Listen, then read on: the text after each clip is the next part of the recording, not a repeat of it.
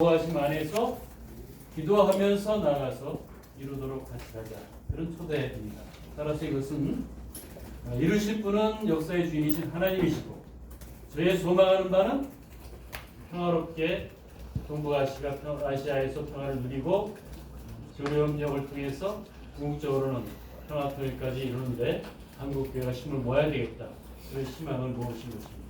다만 주의할 것은 갈등을 고조시키는 것은 저희 할 일은 아닙니다. 교회는 화해를 위해서 일하는 사명을 갖고 있습니다. 저희가 주장하는 바는 일본과 싸우겠다는 것이 아니라 아베 정부의 잘못된 정책이 철회되도록 한국교회가 할 수 있다면 함께 국민과 함께 압력을 가하겠다는 것입니다. 궁극적으로는 한일 국민이 평화롭고 과거의 잘못을 용서하고 화해하면서 같이 나가는 길을 저희가 함께 모색할 것입니다. 물론 당연히 국민들보다는 과거 일제 식민지 시대에 잘못했던 당시에 궁극제에 협력했던 대기업이나 또 거기에 책임 있는 일본의 당국자들은 사과의 태도를 가져야 하는 것입니다. 그때 우리는 용서하고 화해하면서 새로운 세계로 나아갈 것입니다. 오늘 세번 대표장님께서 한국교회와 또 한국 사회를 향해서 주시는 이 말씀이 이런 취지의 배경을 갖고 국민과 함께하기 위한 소망을 담아서 발표하는 것임을 이해해 주시면 감사하겠습니다. 고맙습니다. 자, 이 시간에는 우리 기자분들 중에서 질문 있으면 질문 몇 분 하도록 하겠습니다. 예, CDN의 유현우 씨가 두 번째 보면 특정 집단의 이해를 위한 이용을 하지 말라고 했는데 특정 집단이 아닌지 말씀하고 일본 불매 운동에 대해서는 어떻게 생각하시는지 두 가지 회장님께서 말씀하시겠습니다. 지금 뭐 일본과의 이런 외교, 경제 이런 긴장, 국민들과의 사이에서도 나오는 이 긴장의 문제를 특정 집단이라고 하는 것은 한국의 정치 집단, 일본의 정치 집단, 여야 이런 집단들이 자기의 정치적인 목적을 이용해서 일본과의 관계를 이용해서는 안 되겠다. 그런 차원으로 얘기 담겨 있습니다. 그리고 두 번째는 뭐라고 그랬죠? 일본 불매 운동. 네, 불매 운동은 정부가 주도한 것이 아니라 우리 한국민들의 자발적인 민족 감정이 표출된 것으로 생각합니다. 이것은 누가 하라고 하는 것이 아니라 한국민들이 가지고 있는 근저에 있는 그런 상처가 이걸 가시하고 관련돼서 하는데 향후의 미래적인 문제를 우리가 생각해 볼 때 이성과 또 이성적인 것과 또 감정적인 것을 잘 조절해야 됩니다. 지금은 이렇게 표현한 것이 국민들의 감정의 표출이기 때문에 일본에 잘 전달되기를 바라고 그 다음에는 국민들이 또 지혜롭기 때문에 이성적으로 잘 접근해서 이것이 더 악화되지 아니하고 잘 마무리되는 일을 바랍니다. 네. 저 교연하시는 차인태 기자입니다. 좀 간접적으로는 표현하신 것 같은데 좀 직접적인 언급을 듣고 싶어서요.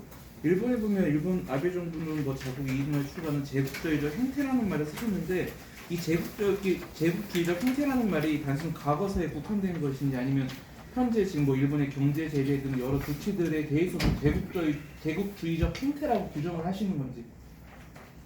과거가 아니고 현재의 그런 행태가 나타나고 있기 때문에 경계의 말씀을 지금 우리가 하는 것이지. 그러니까 직접적으로도 현재 지금 일본 경제 문제나 이런 여러 갈등에 대해서도 제국주의적이라고 보시는 거죠 지금. 경제?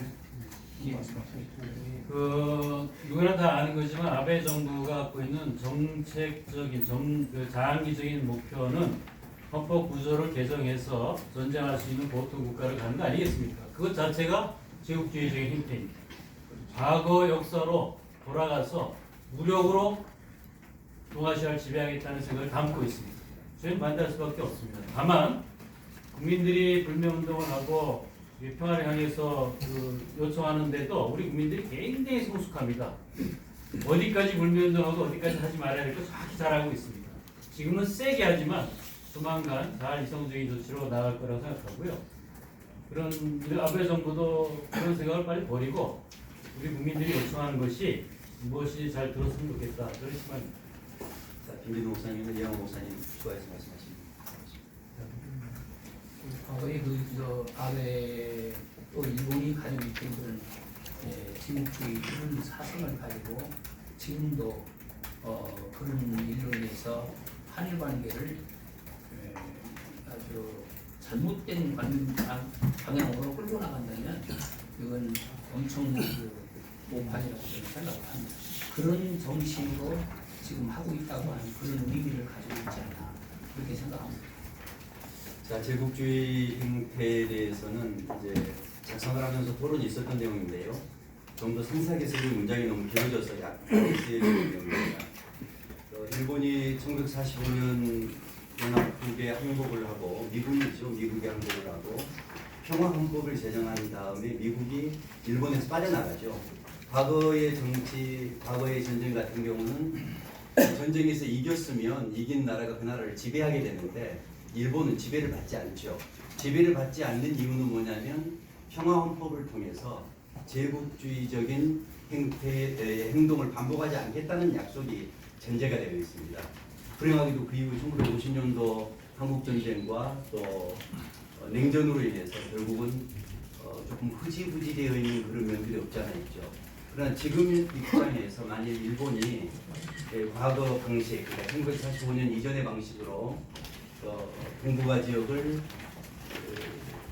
이웃들과 평화를 누리지 않는 상태를 유지하기를 원한다면 이것은 우리가 받아들일 수 없다라는 것은 이념적인 얘기입니다. 그렇게 이해해 주시면 좋겠습니다. 다른 질문 있으면 좋을 것 같습니다. CBS 최경배 기자입니다. 교회는 이제 화해를 위해서 노력해야 된다는 점을 강조를 하셨는데 또 성명서에도 시민사회를 향해서 평화를 위해 노력할 것을 주문도 하고 있습니다. 근데 교회 차원에서 이제 이 상황을 좀 더 평화롭게 좀 극복하기 위한 노력이 좀 필요하지 않을까 생각이 드는데 어떤 좀 계획이 있으신지 좀 듣고 싶습니다. 가장 쉬운 접근 방법은 기독교가 일본 기독교와 서로 교류가 있습니다.